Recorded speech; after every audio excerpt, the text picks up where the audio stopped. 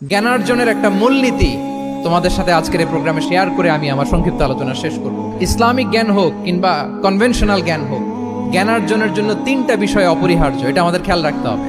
এক নম্বর হচ্ছে বিনয়, দুই নম্বর হচ্ছে সফর, তিন নম্বর হচ্ছে সবর। এবার আমি জিজ্ঞেস করি, তোমাদের মুখ থেকে আমি শুনতে চাই, বলো জ্ঞানার্জনের জন্য অপরিহার্য বিষয় কয়টা? এক নম্বরে বিনয়, দুই নম্বরে সফর, তিন নম্বরে সবর। এই তিনটাই লাগবে। বিনয়ী হইতে হবে, ডাউন টু আর্থ হইতে হবে। বিনয়ী না হলে, মুতাওয়াদি না হলে আল্লাহ তাআলা এলেমের নূর দিয়ে ওই ব্যক্তিকে ধন্য করেন না। বিনয়ী হইতে হবে।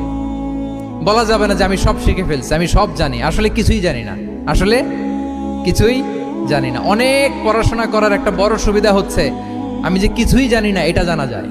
যারা অনেক পড়াশোনা করে, গভীর জ্ঞান অর্জন করে, অনেক পড়াশোনা করার একটা বড় ফায়দা হচ্ছে যে এটা জানা যায় সব শেষে যে আমি কিছুই জানি না। আবুন নাওয়াস একটা চমৎকার কবিতা লিখেছেন। উনি বলেছেন, ফাকুল লিমা ইয়াদদাঈ ফিল ইলমি ফালসাফাতান হাফিজতা শাইআন ওয়া গাবাত আনকা আশিয়াউ।